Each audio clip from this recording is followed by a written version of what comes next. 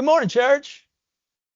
Good to see you this morning. We are grateful for your presence. As I look out and know of folks, so we have several that are out uh, on vacation this week, and we want to remember them in our prayers that they have safe journeys and come back to us. We miss them and would love for them to be here, but we understand breaks every once in a while are needed and helpful, and so we hope that they have safe journeys and have good times. We are so glad to see you. If you didn't pick up a power for today out in the vestibule or out in the foyer last week, be sure and pick up one, two, or three. Pass them out to your friends and all their daily devotionals. They're good. Some fellow by the name of Darty wrote one of the last ones. I think it's a republished. So if you said I've seen it before, you probably have. And if you say I haven't seen it before, well, good for you. You've seen it now. But anyway, be sure and pick up as many as you'd like and take those out and enjoy them. They are good. Have you ever failed at anything? I mean, all of you are laughing.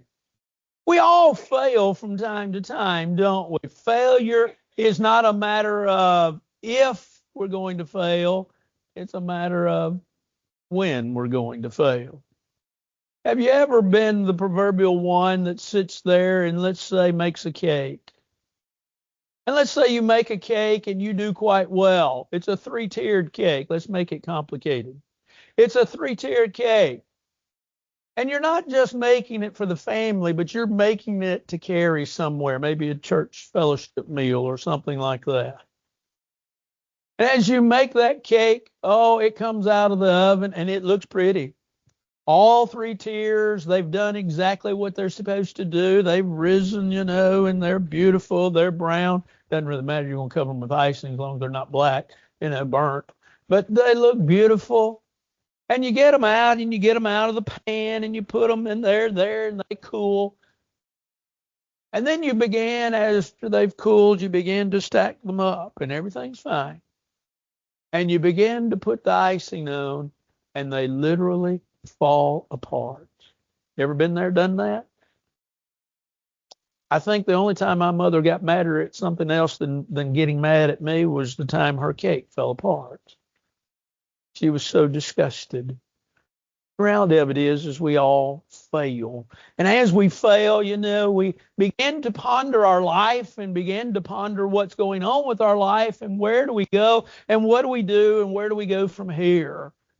Failure is just a part of it.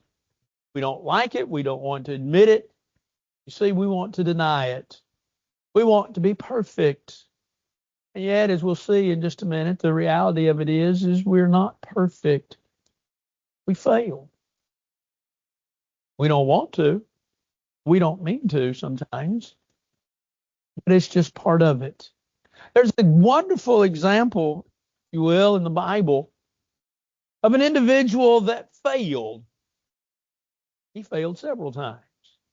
As you've heard me say before, one of the great things that I think is in the Bible is the fact that there are people in the Bible. It's not just one fact or one principle after another. There's people. And the beauty of those people is that the Bible paints them in the light in which they are. Today I want us to look at Peter. Because one of the things that we find out about Peter is while he was great in many ways, and we'll look and highlight some of those in just a second, is that he failed.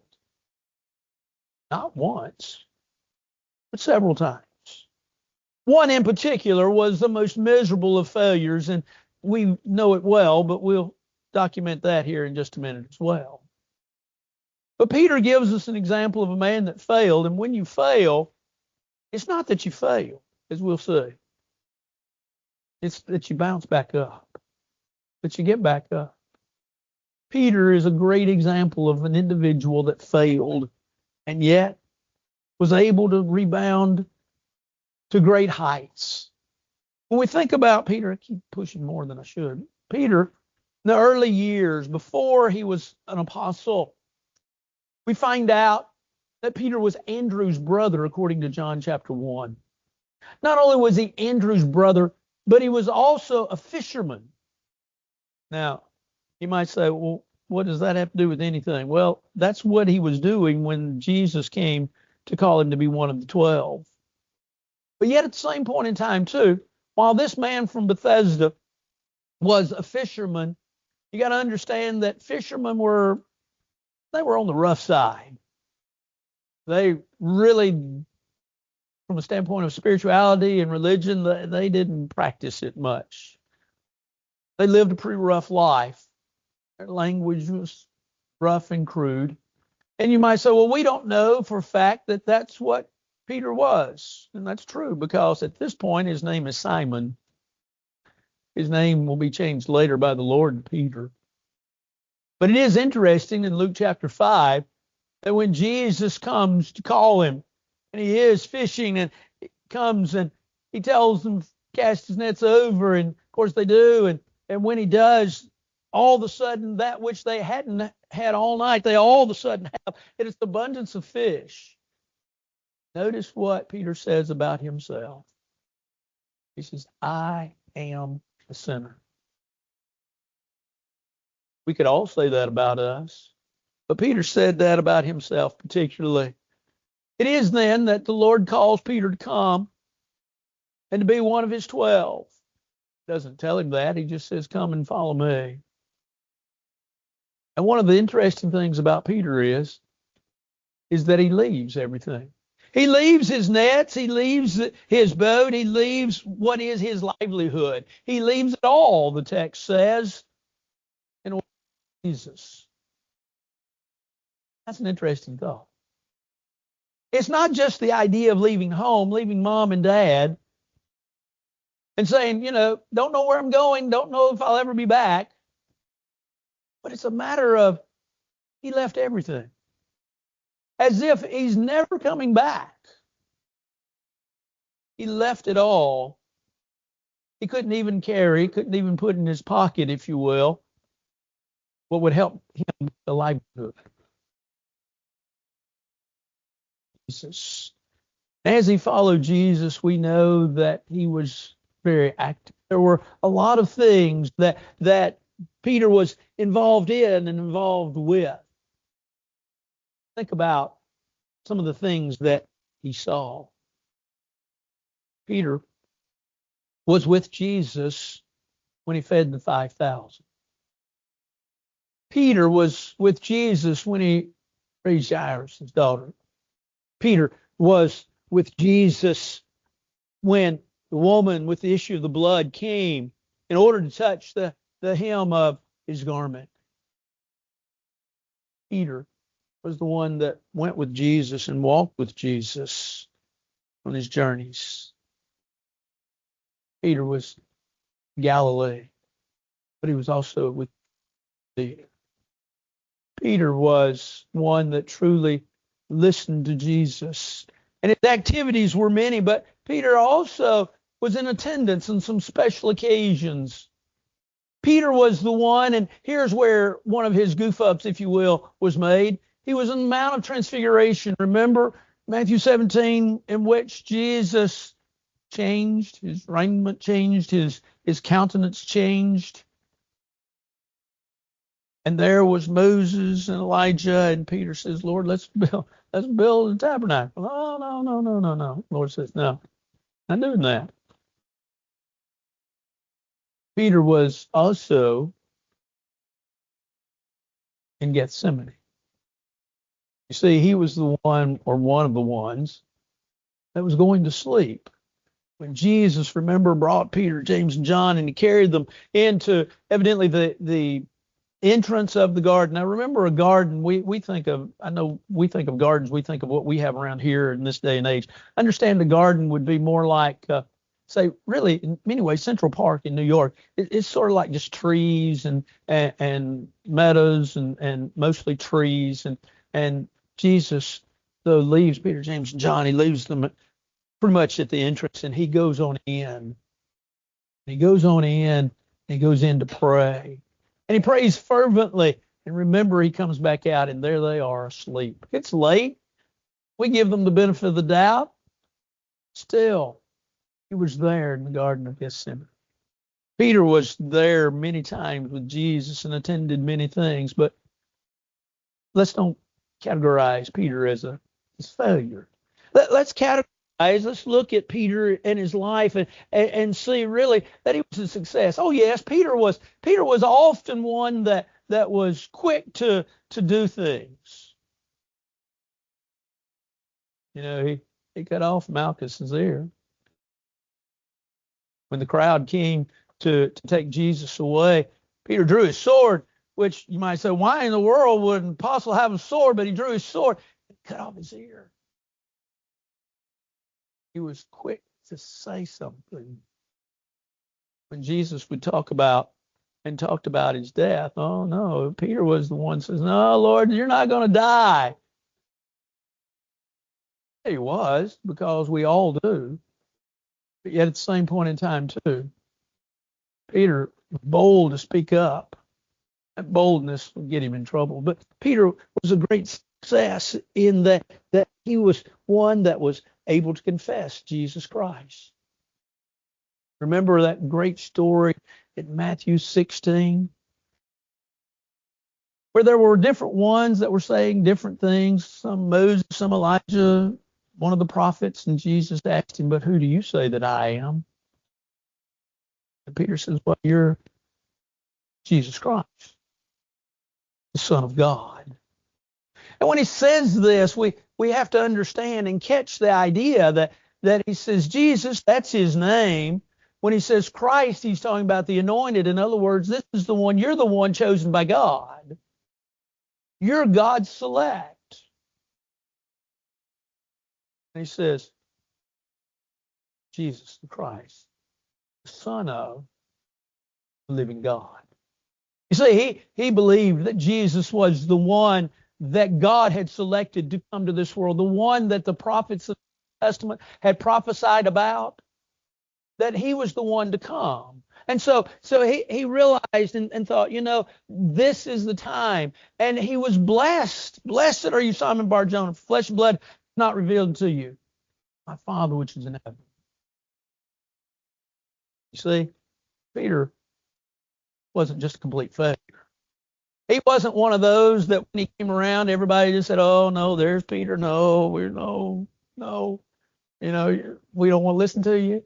We know you're going to mess up. Well, you'll probably even stumble and fall and maybe even knock us down on your way over here. No, that wasn't Peter. Peter was one of great success. But he did have failures, didn't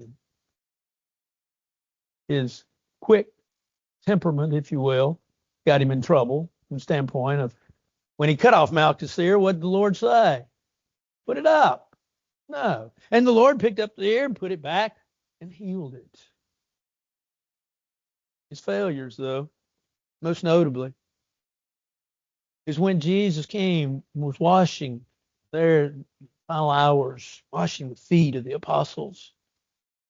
You see, they, in their pride, they were too good to do it. But Jesus, remember, got the basin and got the water and poured it and got down on his hands and knees and washed the feet of the apostles. And Peter says, Lord, you're not going to wash me. Jesus said, if I'm not going to wash you, I'm not going to have any part of you. I'm sure Peter swallowed hard, realizing what he'd said to the Lord. And guess what? Oh, wash me all over, Lord. I changed my mind. I changed my ideas. I changed my thought. No, okay. I get it. I shouldn't have done that. I wonder if Peter would have considered himself a failure too. Do you remember when Jesus had sent those out across the Sea of Galilee, just a little ways? Sent them out. He had been preaching all day. He sent them to go across. Jesus didn't go with them. In Matthew 14, when it was still dark, Jesus began to walk across the Sea of Galilee as if it were dry land. And there first was this, what in the world? Who is this? Some probably thought it was a spirit or some other divination, which they believed in that day and age. But Jesus says, don't be afraid. It's I. You're all right. Everything's all right. And Peter says, Lord, if it's you, let me come out there. And the Lord said, come on. And Peter begins to walk on the water. Now you can imagine if that's you, you're beginning to walk on the water and you're looking around all of a sudden, because you see on the Sea of Galilee, if a storm comes up, it's violent. And it would seem as if maybe not a storm, but it's rocking and rolling a little bit. And Peter sees the waves, and he probably says, oh, hey, ho, no, I can't do this. He begins to sink. I wonder how far under he went. I don't know. Did he go all the way under? Did he blow up bubbles? Did he just get maybe to his waist? Oh, no. Bible doesn't tell us, but it says he began to sink. Jesus reached down and lifted him up and pulled him up. He had a few failures, didn't he? But don't write off Peter. But his biggest failure was he denies the Lord. There in that last gathering, before the crucifixion, Jesus tells them, he actually quotes out of the book of Zechariah, the 13th chapter, that they would strike the shepherd and the sheep would scatter. Well, he's having reference to the fact that, of course, he would die on the cross and all of his followers would just go in different places. And Peter says, not so, Lord. Jesus says, he reminds him there. Matthew and Mark and Luke have this account. It's all a little bit different because they tell from different perspectives. They're telling the same story, though. He says, I deny you. He says, I'll never deny you, Lord. He says, I might die with you, but I'll never deny you. Jesus said in Luke's account, Simon, Simon, Satan has desired you that he may sift you as wheat, but I prayed for you that your faith fail not. And he says, when you come back, when you return, strengthen the brethren. Can you imagine Peter is now hearing these words? Peter has first of all said, I have said I will never deny the Lord. And the Lord's telling me I'm going to deny him. And not only is he telling me I'm going to deny him, but he also has told me that I'm going to deny him because he's told me I'm going to return, which means what? I've gone away.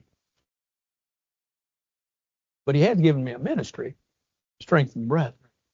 Peter probably didn't hear all of that. Should have. Peter probably didn't hear all of that. Well, we know the story. We know the story in Matthew chapter 26. Just as Jesus had said, there's a young lady that comes to Jesus and she says, hey, I believe you were with that Galilean. And he says, I don't know who you're talking about. And then there's another lady that comes to him and says, yep. You know that man. No, I don't know him. And so then third seems to be a little group that come and they say, you were with him. We saw you. And he begins to use profanity. How the mighty fall quickly. He begins to curse and he begins to shout out things. And you can imagine he begins probably to stomp and his face turns red and he's indignant. And no.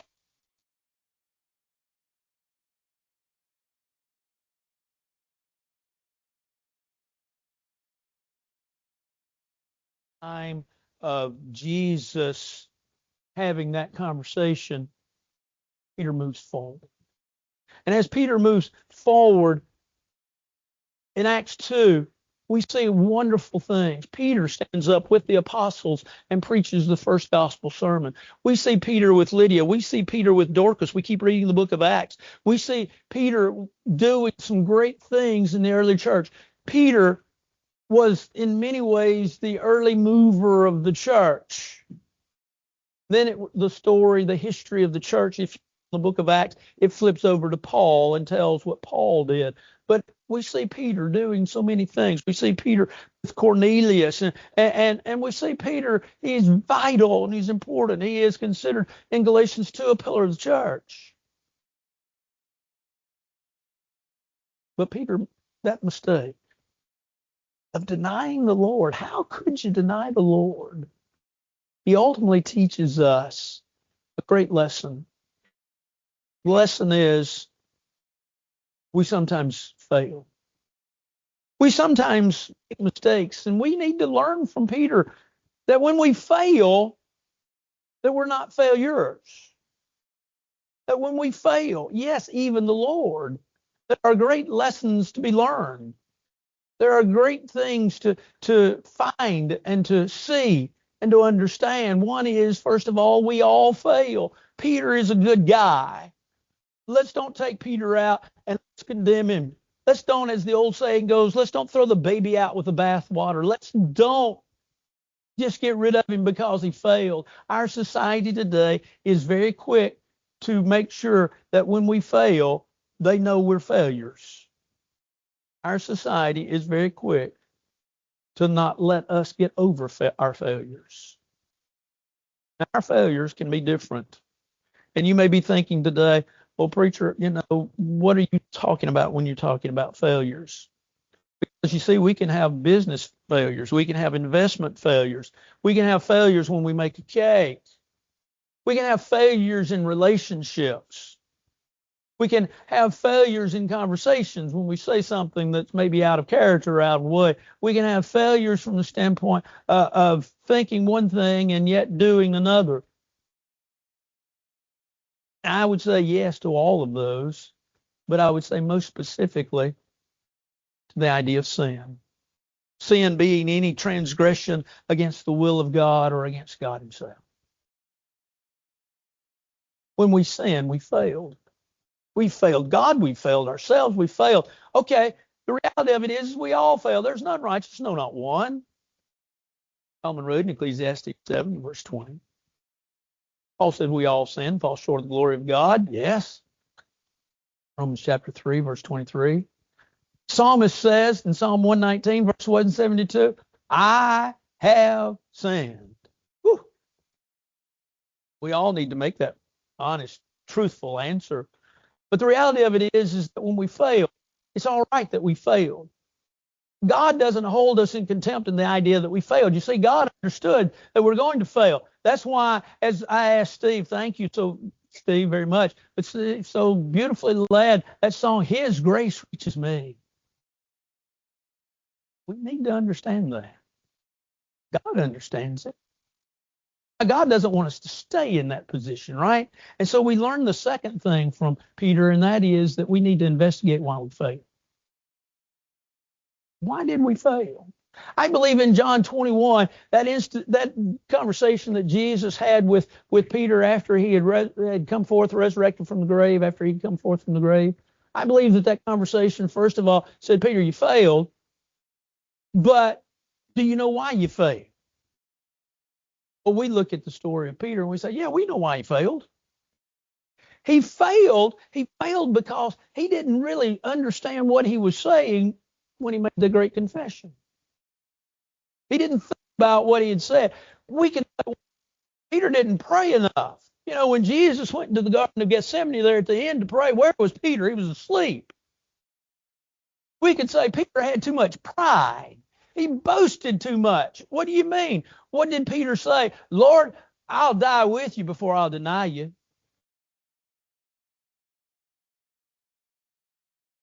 Peter failed.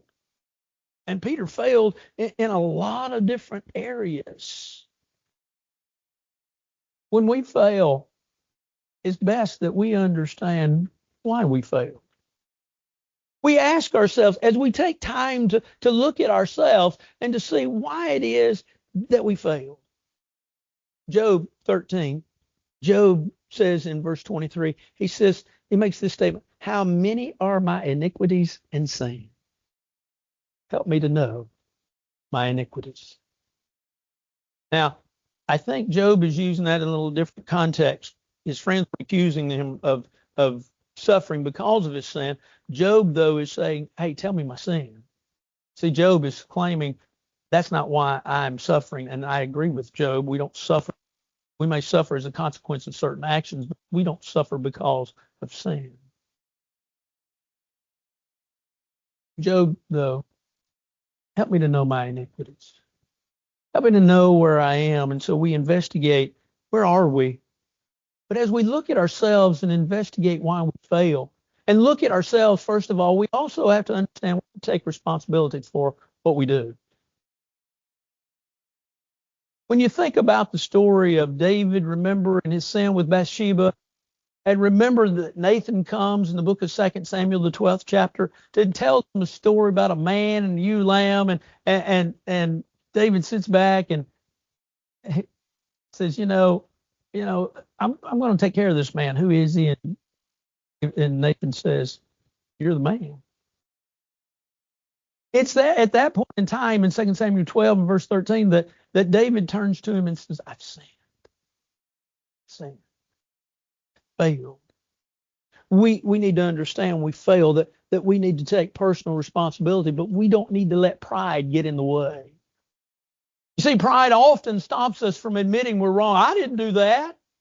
That wasn't me. Oh, the devil made me do that. The devil overcame me. That wasn't me. That was somebody else. That was my wife's fault. That was her fault. It wasn't my fault. Ever been around people like that? I knew of a man once that it didn't matter what happened. It didn't matter what he did. It wasn't his fault. Pride goes before destruction. The Holy Spirit before fall. Proverbs 16, verse 18. See, we need to look at why did we fail, and then begin to take necessary steps to correct it as we set a new path. God, in his forgiveness, starts over. You might say, what in the world? Isaiah 1. Isaiah reminds us in verse 18, though your sins be as scarlet, they shall be as white as snow. And though they be red as crimson, they shall be as wool. The idea of being scarlet is the idea of not just the wool being dipped once into the dye. It's dipped twice. It's double dipped. Why is it double dipped? Well, if you know anything about dyeing something, you double dip it in there. That color then is set. It's there. And Isaiah says it doesn't matter. It doesn't matter that it's set. Why? Because God says, I'm going to make it as white as snow. You see, God forgives. I'll be merciful to their unrighteousness and their sins and their iniquities. The Hebrew writer reminds us in Hebrews chapter 8 of what the prophet of old, Jeremiah, said in Jeremiah 33. God speaking, I'll remember them no more. In God's forgiveness, he remembers our sins no more if we are penitent of what we've done. It's one thing to come and as a child, did you ever go to your mama crying because you did something? You know why you're crying? You're not crying because you're sorry that you did it. You're crying because you know she's fixing to give you something to be crying for. And so you just go on and start, That's sort of the way it goes. God says, penitent, I'll forgive you. I'll set a new path. So when you fail, you realize that you failed. You're not a failure. You've tried to figure out what the problem is. You've tried to understand that God's going to set a new path for you. And so then you ultimately have to forgive yourself. See, I'm thankful for the fact that Peter, after he denied the Lord, the story goes on. Oh, the Bible could have stopped right there and not told us anything else. And we would judge Peter harshly. We would probably even judge the Lord harshly. But we don't. The story goes on. Peter evidently is able to forgive himself. How else could he stand up with the other apostles on Acts chapter 2 and preach that first gospel sermon?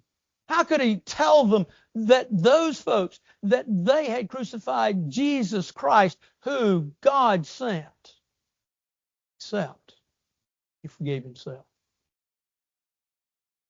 He came to the understanding of where he was.